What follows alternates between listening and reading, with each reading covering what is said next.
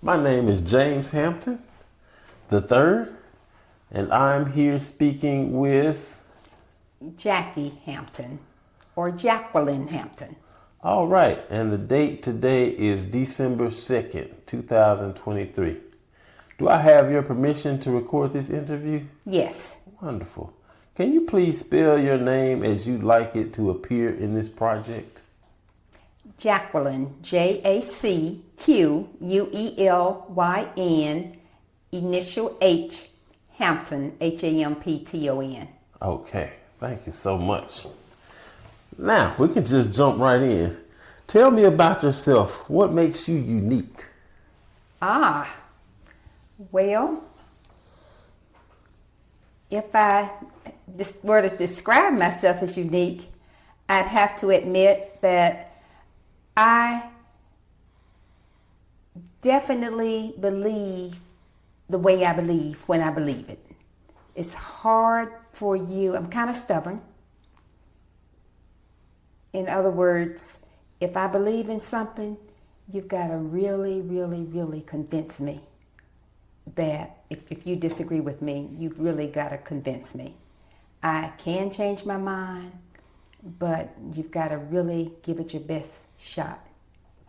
I'm learning today, more so than ever before, that I'm kind of kind to people. They tell me all the time, I bend over to help people.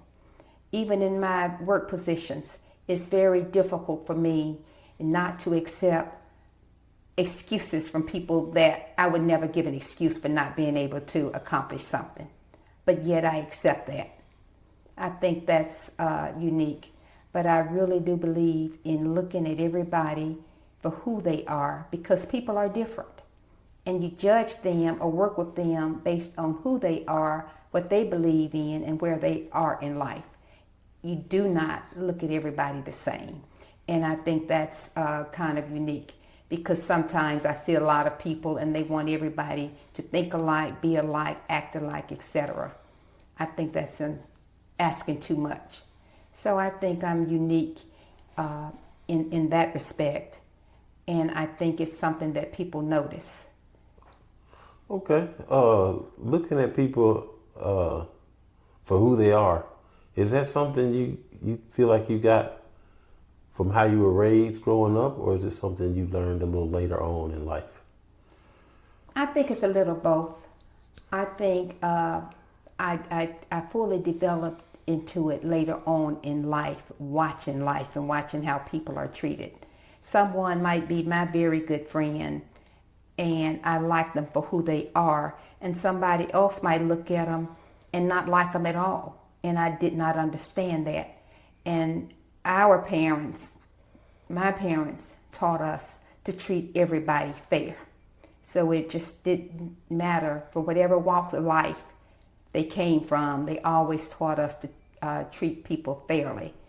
And I don't know how well I was at it when I was little, but I know I grew into being what they've always taught me and my sisters and brothers. Okay.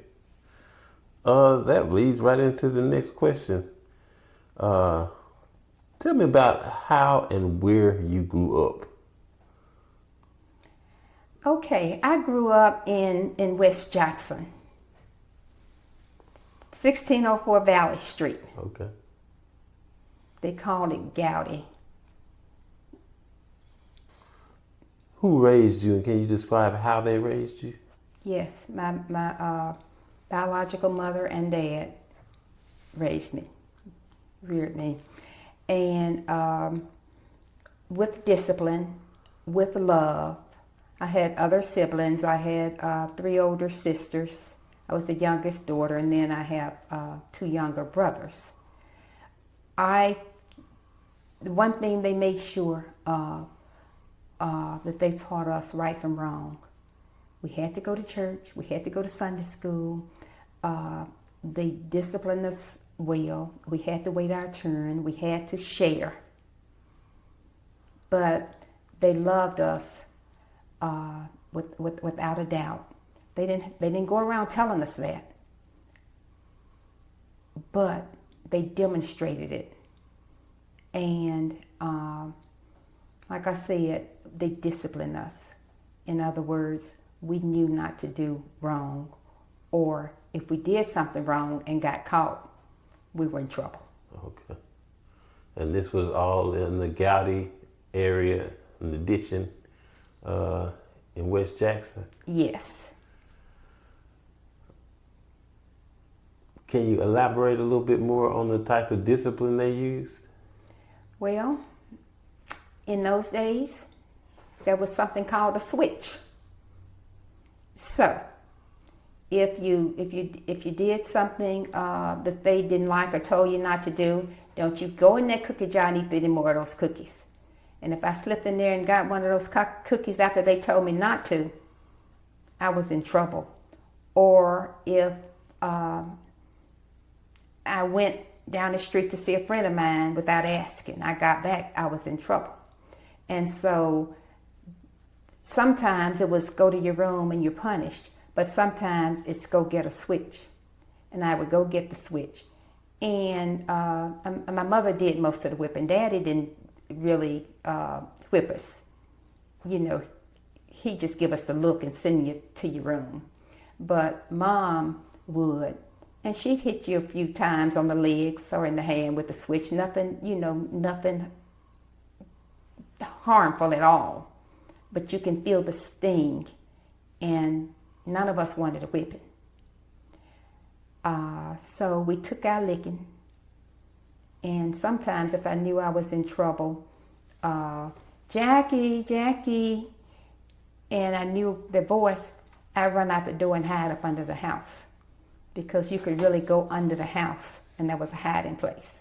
But I eventually knew I'd have to come out. But not that we got a lot of whippings, because we didn't want that. And but it was mostly the fact that you disappointed your parents, more so than anything. And but like I said, not a lot, because when I grew up, there were 6 of us. First there were 5. And then when I was in the 10th grade, there was 1 more. And so we had a family of 6. But it's too many children. When you have 5 and you have to watch every last one of them, nobody want to whip all of you. And sometimes we do things and you don't know who did it. So at that point, we didn't get whippings. We just got warned. Okay.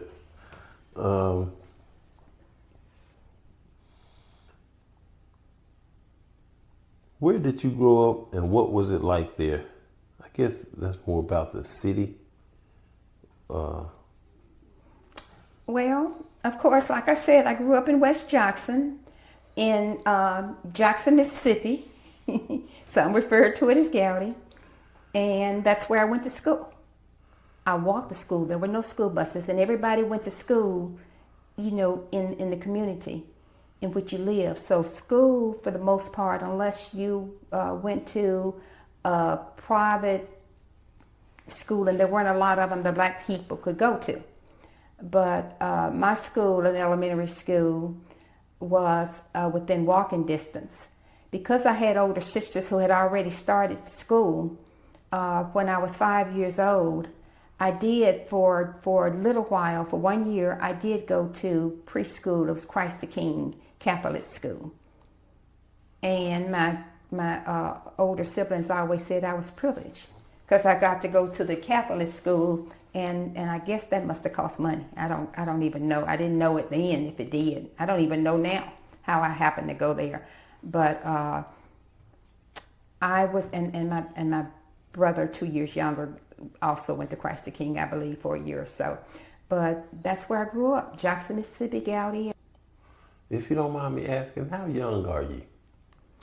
Okay, if you must know, I think I'm 72. All right, 72 years young.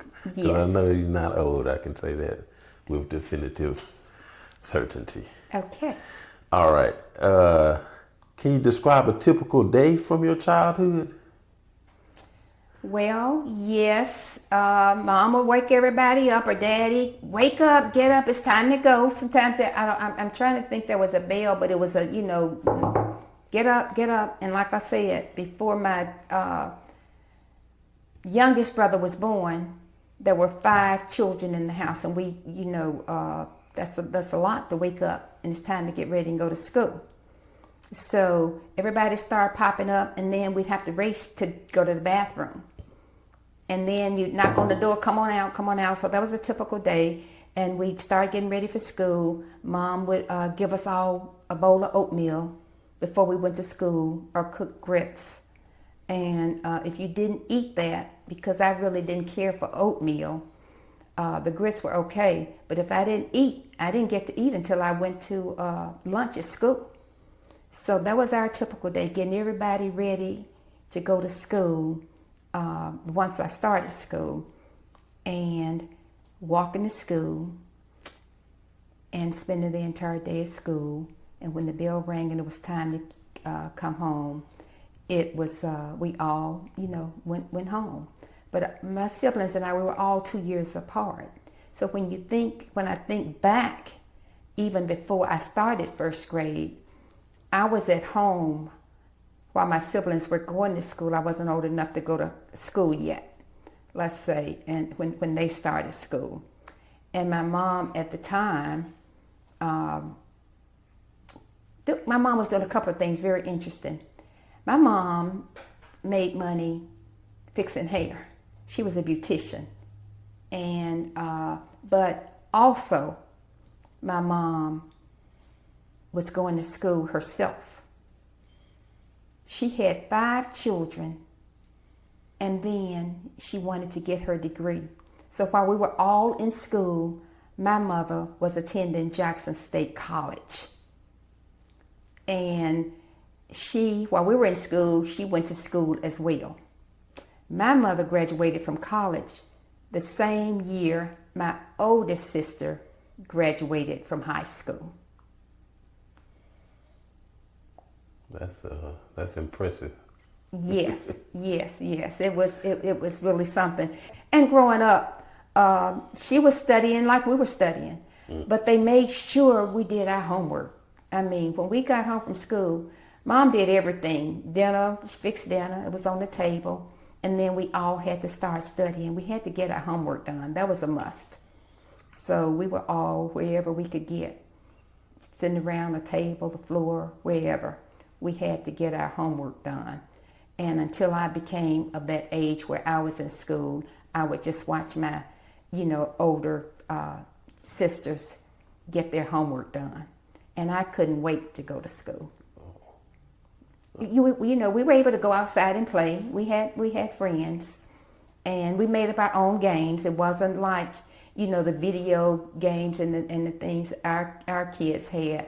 But growing up, we made our own games. We played hopscotch and drew, blocks. I don't know if you know anything about hopscotch, but we played hopscotch, and we played hide and go seek, and we made our own fun. There were no purchased games that we had. We played rock teacher, where you guess which hand the rock is in, and things of that nature. We played kickball and softball outside.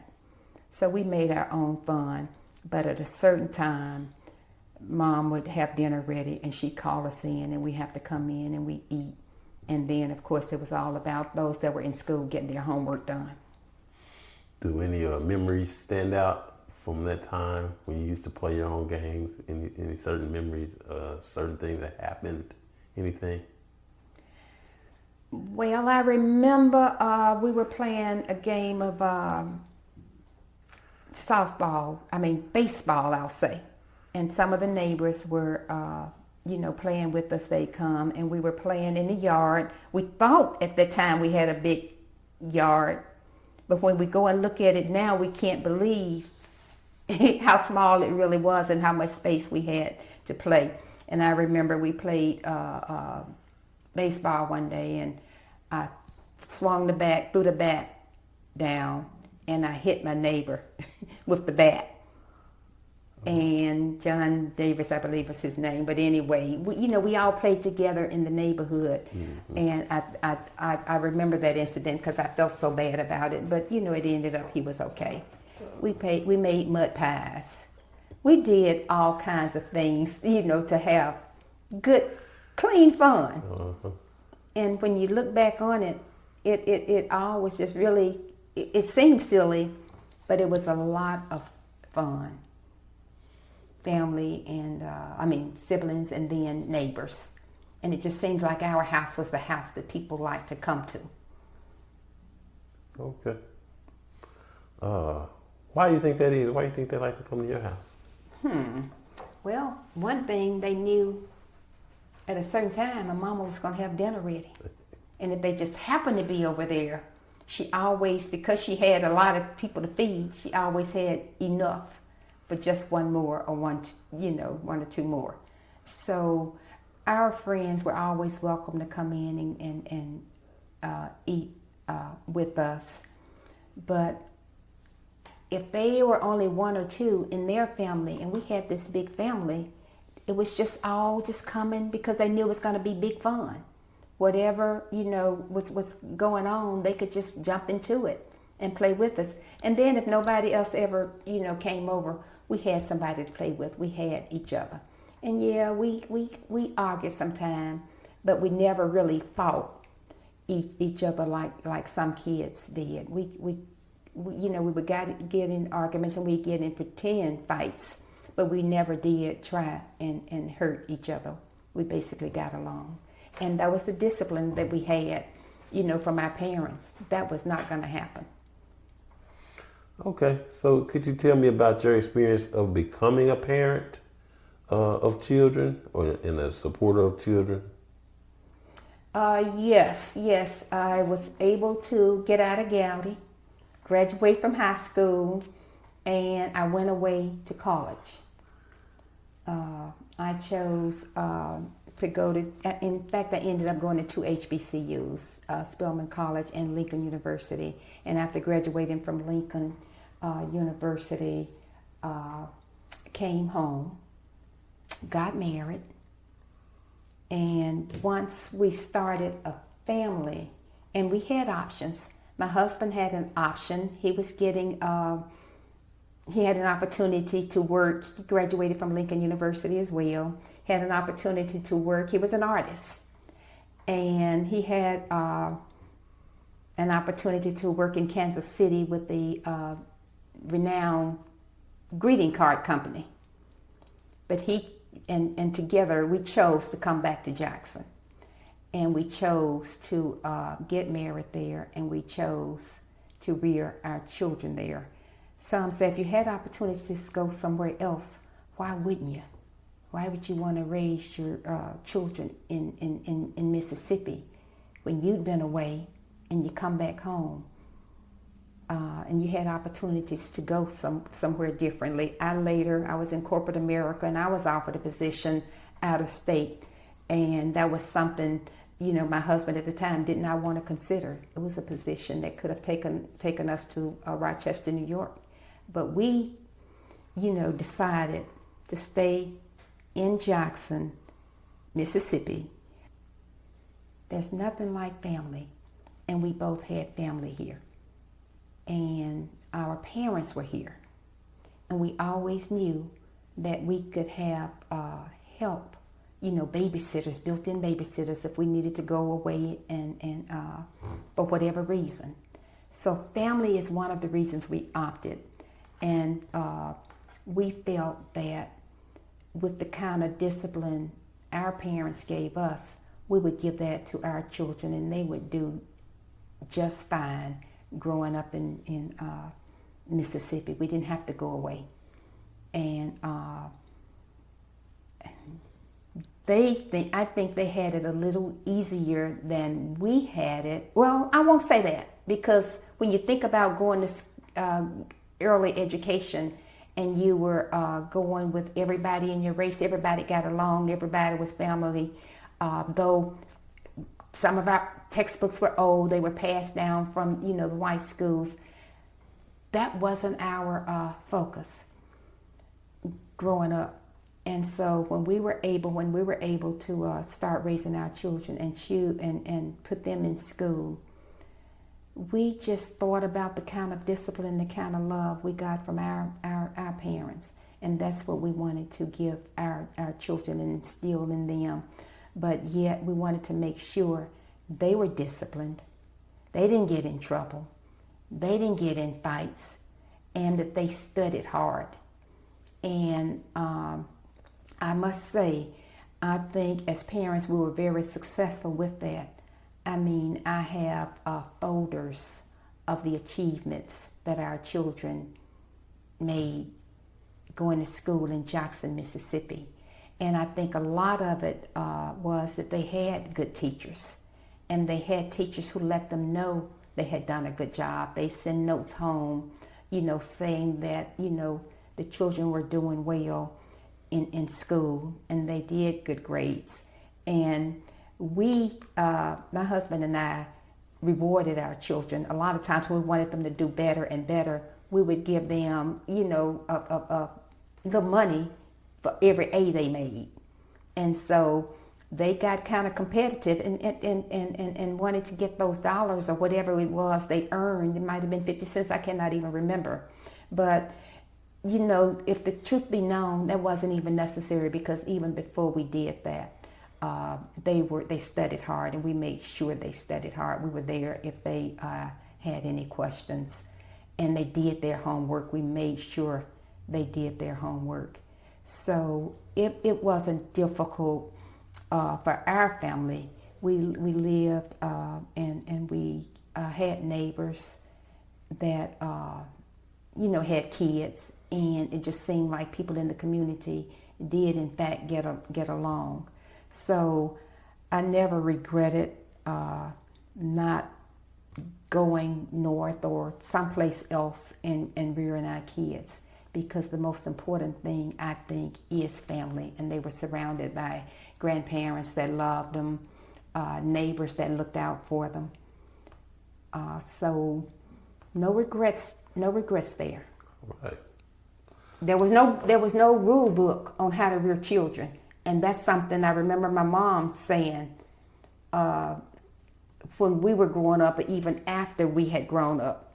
And she was talking about, Mom, how did you make it? You with that many kids, 6 children. You ended up with 6 children.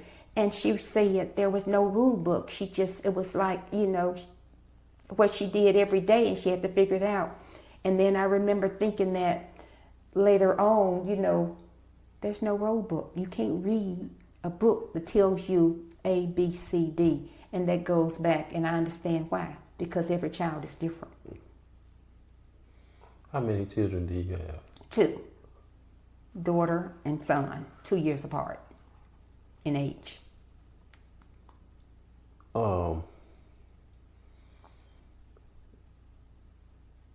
If you are raising children now, describe what a typical day looks like. That would be a question if you were raising them now.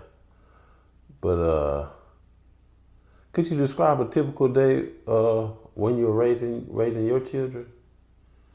Oh yeah, it was getting them up, ready for school, feeding them, dropping them off at daycare or babysitter, later school before there were school buses that they can get on, and then racing to work. My husband and I both worked, so it was like getting them there on time and then going to work. And once they got home, once we got them home, it was just, time to feed them, time to get them getting their homework, time to get ready for bed, let them have a little activity, watch a little television, watch them go and play with their neighbors for a little while. But that was a typical day. They had, normal, I think, very happy childhoods because they were surrounded by family and friends. But it was busy, busy, busy. And when I look back with them, rearing them now versus parents today, I feel sorry for parents today. Why? Social media, TikTok, all of the things that we didn't have then and didn't have to worry about. There are pros and cons. We had encyclopedias and to go and study, and we had libraries, and we would make sure they went to the library, that they studied, that they had, read and learned from encyclopedias, and then their work. Now today, I don't even know if they sell an encyclopedia today. So the advantages of the technology today, where you can get on your phone and you can Google and you can look up anything that we used to look up in the encyclopedia, all those things are good.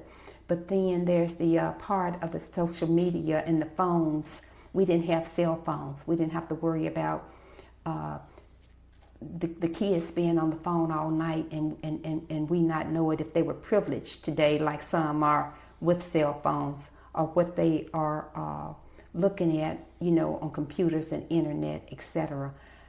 So I just think we would have had parents today, though that new technology is wonderful. It's gonna I think it's making the children smarter, because they are teaching me, in fact, or have taught me, a lot about the latest technology.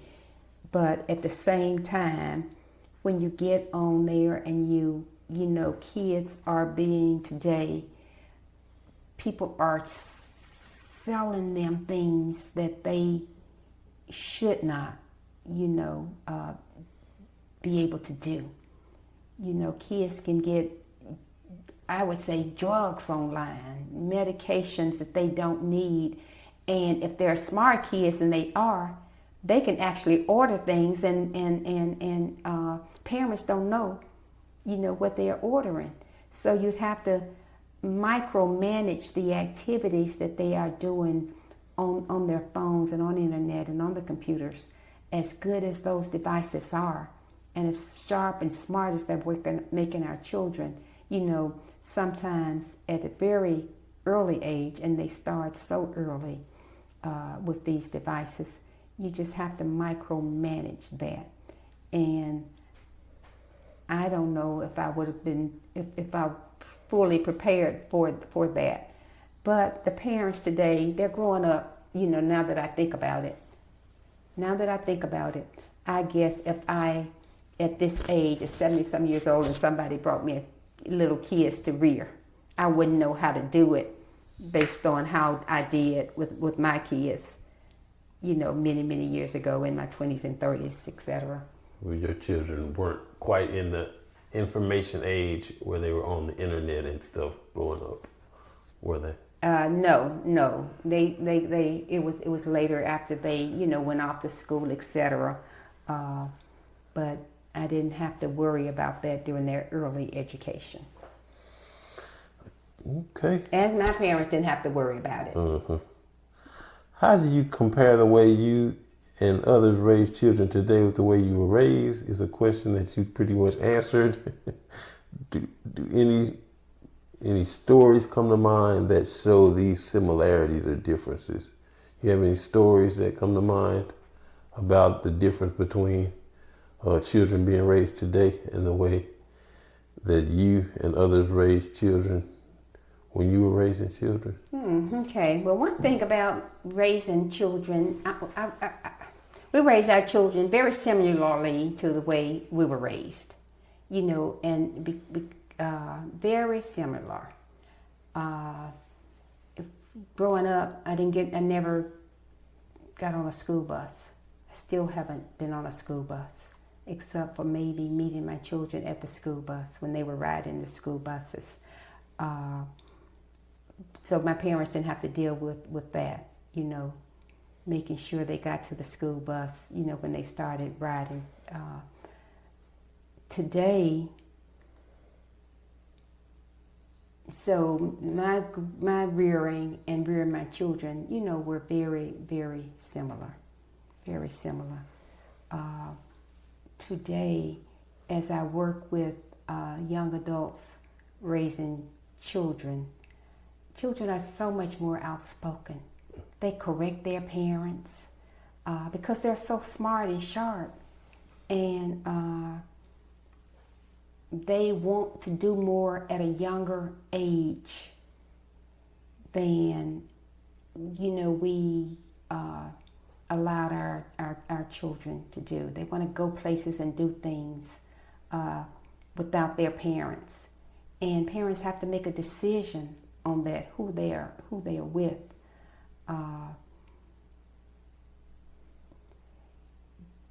I think today, if you grow up in this new age, of course, it's easier. So when you compare the way I was raised and the way we reared our children, and then looking at kids today, I look at kids seem to be growing up too fast. I guess that's kind of the way I look at it. But it's because of the age in which they are growing up in. Time is moving fast, and they're having to keep up. And it's a competitive situation. They're going to school with people from all walks of life. And I think, sometimes I want to say it's more difficult, but perhaps it's not. It's just a question, James. At this point, I just have to give it a little bit more thought, because at this age, I'm working with some of the young children today. And I listen to them. They have issues that we didn't have. And some kids are growing up, for instance, I taught Sunday school for many years. From when I graduated from high school up until the last, year or so. I have a Girl Scout troop. And kids confide in me.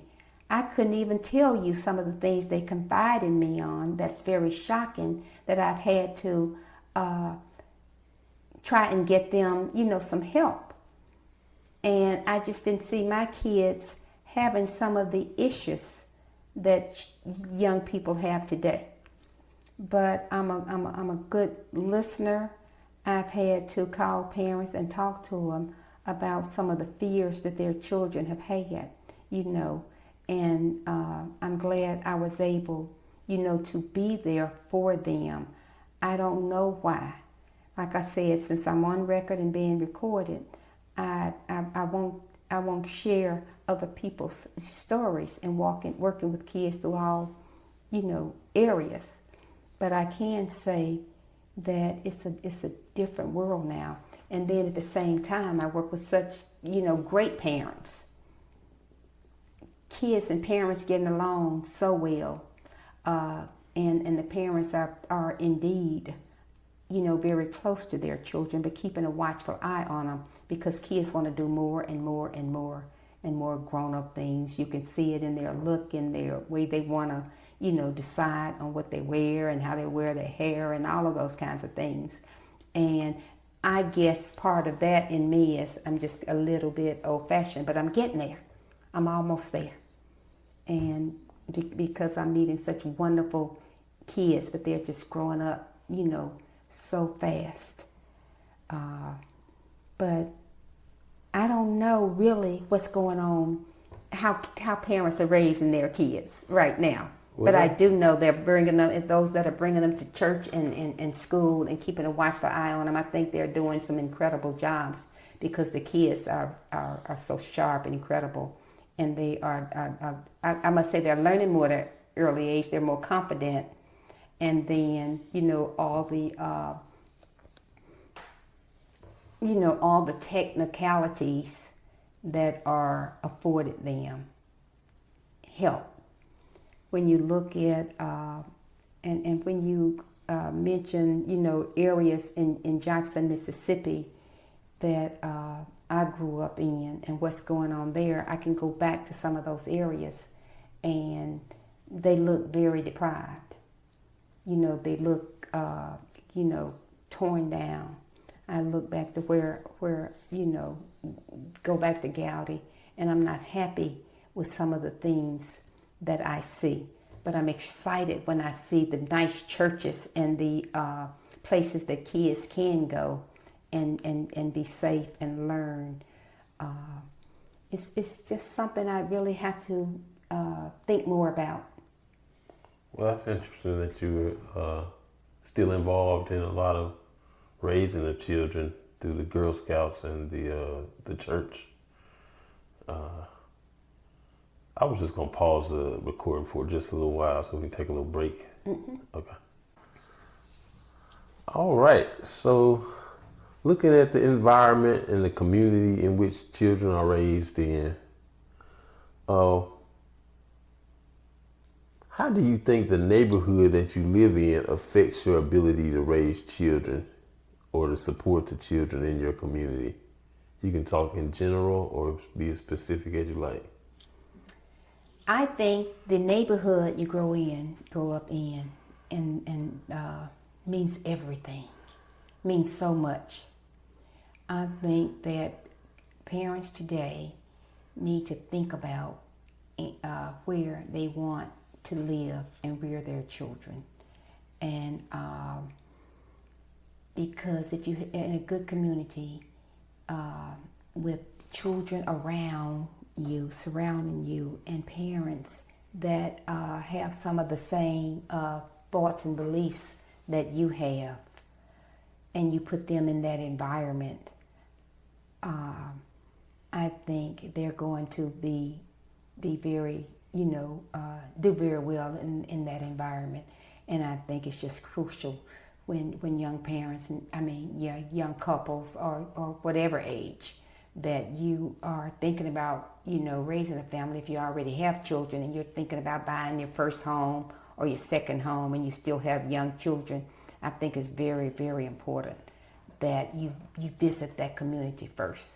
You look around and you talk to some of the people in that community, and then you make a decision. Because if it's a community that might have some negative impacts that might influence your children, you might want to, rethink that. But I think, whether you're buying a home, whether you're going to live in, an apartment, a townhouse, just a house on the street, I think you have to look at all of that when you have children to consider. And you get the best environment you can, and you look at the schools even in which your children, will be going to school and getting their early education. I think where they live is going to be very, very important, because you're influenced by, your environment. It plays a critical part in your upbringing. Heredity is one thing, but environment can be just as strong. Okay.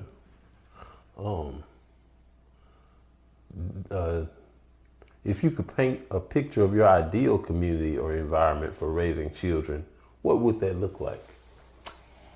It would be a community in which there are homes where parents have, similar attitudes about wanting their children to meet other children and become friends, so that they won't have to go outside the neighborhood, so often. I remember growing up, I had friends that my parents could drive me and I could go spend a couple of hours with them.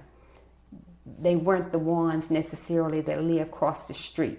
I played a lot with my siblings, and though there were some, few, maybe one or two in walking distance, but my best friends are those that my parents drove me to because they knew I was safe.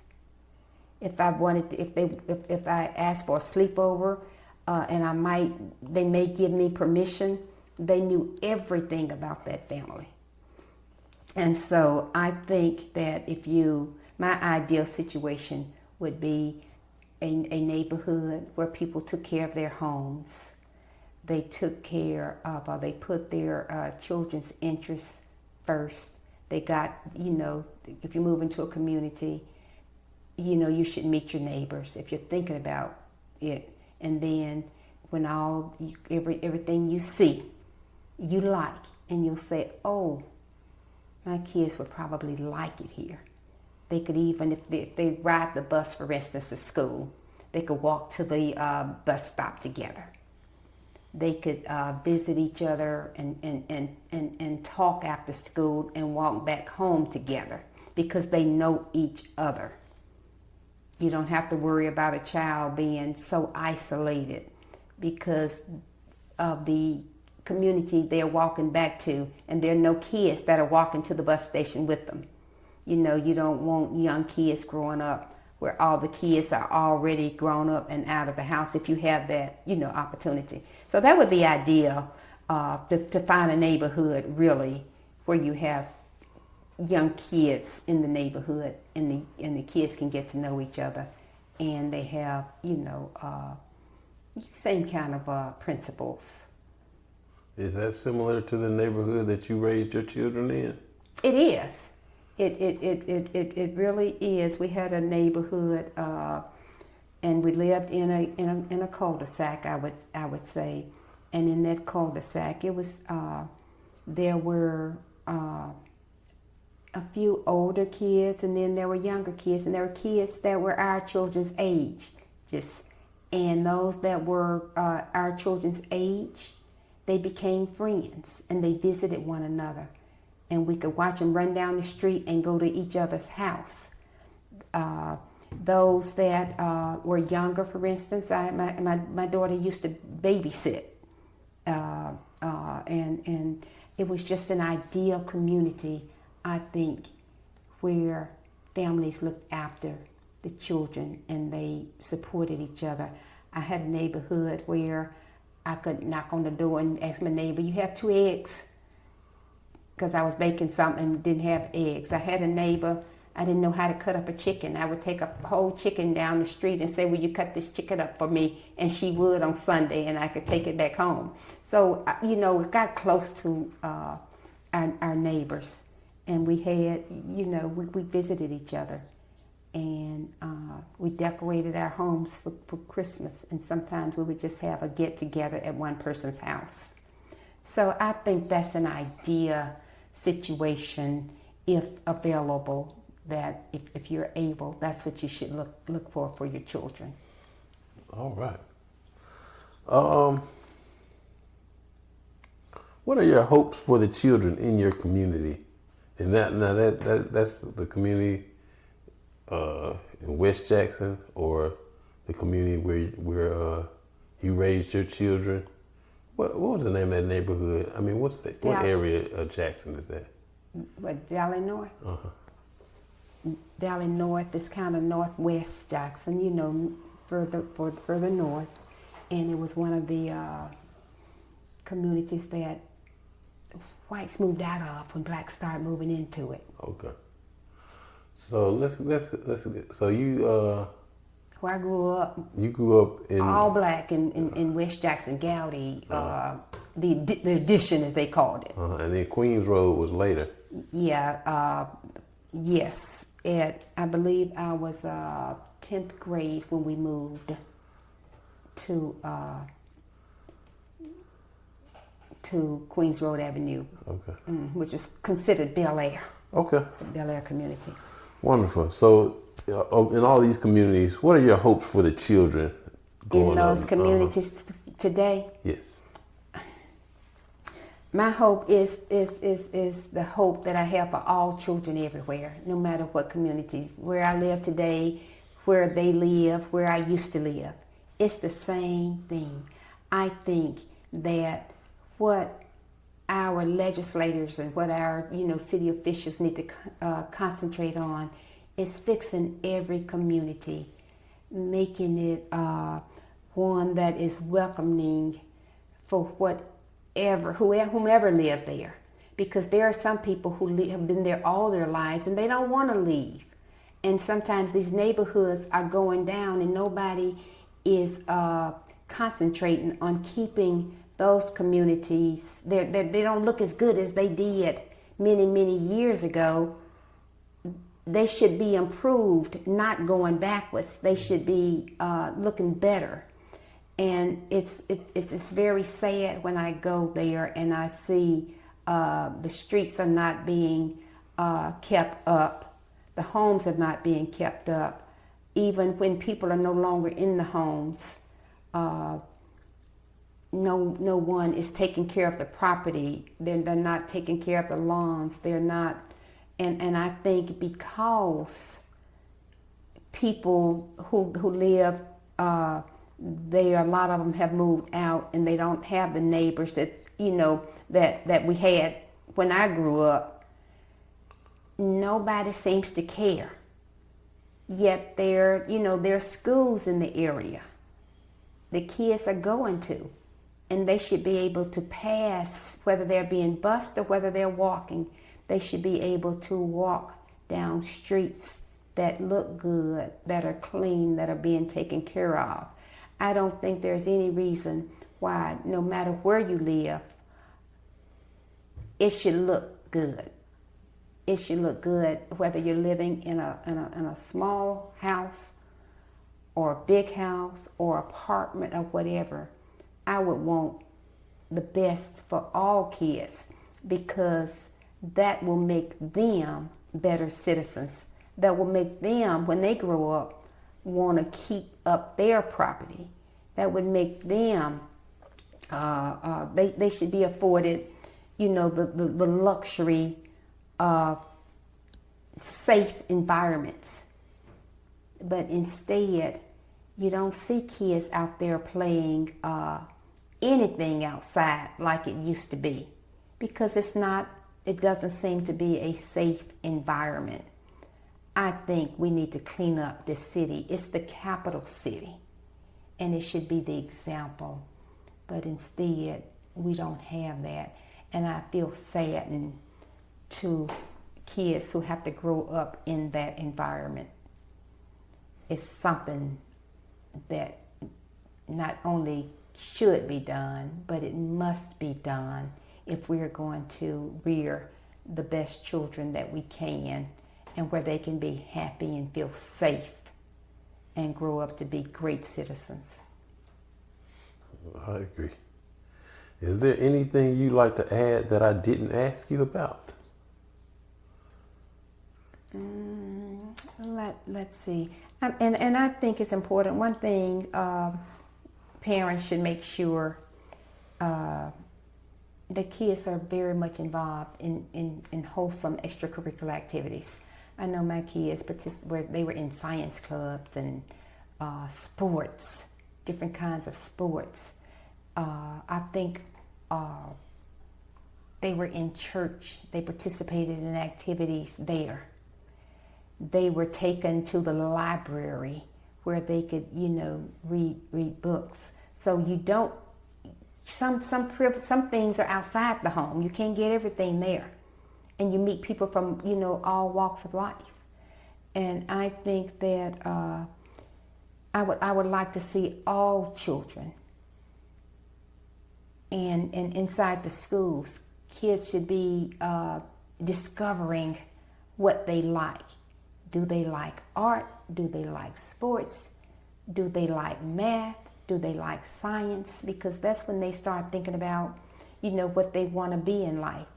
Do they like fixing things, mechanics? You can be anything you want to, but you have to observe the children and see what it is they seem to enjoy. Do they like reading? What do they like? Do they like creativity? And we need to notice that wherever they are, whatever they're participating in. You may be participating in sports, but you also might know that child is interested in more than sports. They're interested in academics. And you've got to not just push sports because they're good at it. Oh, I want them to be all of this, because the parents over there are saying, I want them to get scholarships, academic scholarships, because everybody is not going to, be a professional basketball, soccer player, or football player. So you've got to have well-rounded kids, and you have to make and what I'd like for all parents to do, and I think so many are doing such an incredible job of making sure their children are participating in all kinds of activities. And it's just not the school you can get that at. You can get it at church, and you can get it, at different clubs and all of these different nonprofit organizations and fraternities and sororities and clubs. We have to make sure we are not leaving our children behind. And it has to be the kids, a lot of them, that are less privileged, rather than going after the ones that are already, most privileged, because their parents, a lot of them, they're going to make sure they get all of that. Mm-hmm. But there are those that we cannot leave behind. That's what I'd like to see. How do you predict that parents or caretakers will be raising children in generations to come? My prayer would be, things would get better. But when you look at what's going on in the world today, there's too much evil doing. There's too much violence, gun laws, wars. There's so much going on that children are exposed to, and kids are afraid. I have a young niece who says, "I don't want to come over there." Who gets nervous about different areas of the city. So she'll get close to you when she's not comfortable. Kids should feel comfortable everywhere. And so when I look at the future of the children, kids need to be free and feel comfortable. But there's so much going on, so much. And every day you wake up, somebody's been shot, somebody's been run over. These gun laws, a 4-year-old shot the dad accidentally. The child got a hold of the gun just yesterday, I believe, and they tried to take it and the gun went off and the father, was shot. Why do you have a loaded gun where a child can get it? I don't get it. So I worry about tomorrow. I worry about what children are being exposed to, because they are able to get on their devices and see and look at things they should not be looking at. But there's so much. They're looking at the news, they're listening at the news, and they're frightened. And yeah, you can protect a child so much when you send them off to school and you don't know when a shooter will come. And so where is the child safe when you send them to a movie theater? And even in the churches, innocent kids are being hurt all the time, just in their own neighborhoods, are having good, clean fun. And then, like I said, the war that's going on, people that are being held as hostages and killed for no reason, and we cannot, get a ceasefire and stop any of that. I worry about children being born today. And young kids today and what they see. I worry about it when they go off to college. How they've got to learn how to protect themselves. We used to have a fire drill, but now the drills are different. We didn't have security in schools the way you have to have it now, and the door's locked. I worry about that for the children, especially those that just don't have the privilege of having, parents to make sure they're in safe environments when in their communities. And then when they're out of sight, you don't know. That bothers me. It worries me tremendously. And I'm very, very saddened about it. And that's the part in me that says, maybe I'm so happy that my children are all grown up. Because I think I would worry about them too much. I would be afraid to send them off to school, and my kids chose where they wanted to go to school. I didn't say, okay, you're going right here so I can know what you're doing. They actually chose the schools they wanted to attend when they graduated from high school. Today, I would be worried about sending them off to school. Just to clarify, the gun laws, you think they're not strict enough, or what were you saying? I don't think everybody should be able to carry a gun and go and buy a gun and deadly guns. I don't think you should be able to carry, a gun on your hip, because when somebody make you mad, you may shoot. It's just the laws before. In countries where you aren't able to be so free to buy a gun. And carry it. That's how you have all of these shootings going on. They should not allow anybody who wants to buy a gun. It's not about those who, it's not just about those that they're saying have gone to jail and you can't buy a gun, or you've done, or some kind of illness. No. Because the people that you're selling the guns to, they're the ones that are using them. And then when you think about loaded guns and a kid can get to it in your house, people are buying ammunition and guns, and they don't even know to keep it away from your children. When I was growing up, the only gun that was shot was in the air for New Year's, and those were blanks. So I wasn't worried about that. We weren't worried about that when our children were growing up. And that's what I worry about young kids today. And I know I would really worry about that, because we can't be there, and they have to go to school. Some parents are opting to teach their kids at home. That's why. Mm-hmm. Last question. In what ways do you think that sharing your own stories and ideas will benefit your children and or future generations? Well, I would hope this would be helpful rather than making people ponder, what should I do? I think my experiences with making certain kids are surrounded by love, by family, by friends, community that think alike, that believe in protecting and looking out for one another. I would hope that that would be something that future generations would consider, because I think that is so very, very important in the life of young kids and families and rearing children. I think when you think about, buying guns, and, you can't leave your ammunition where kids can get a hold of it while we're waiting for these gun laws to change.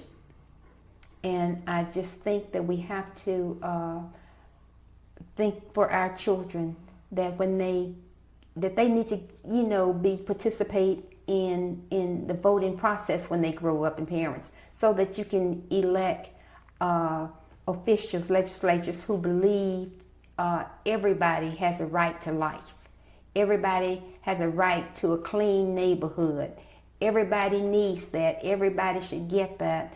And when you are electing officials that don't look at everybody the same, don't treat everybody the same, don't look at every neighborhood the same, then we need to make sure our children grow up and participate, in the political process. And we need to do the same. Seek people out that are going to help your children to be the best they can be. Because some are so selfish and they just care about their own. And your own are not going to be, totally successful without looking back and looking at everybody, the same. You've got to love the same. You've got to care for the same. You've got to put yourself sometime in somebody else's position. And that could make you be a, gentler, kinder person. And you've got to love, you've got to forgive, and you've got to do all you can to make this world a better place. Wonderful. I thank you so much for sharing with us today. You gave us a lot of things to think about, and your experience raising your own children, being raised, and, helping others raise their children in the church and in other organizations. It's just a lot of experience, and we learned a lot today. So I just want to thank you for participating. And that's it. I enjoyed it. Thank you. All right. Okay.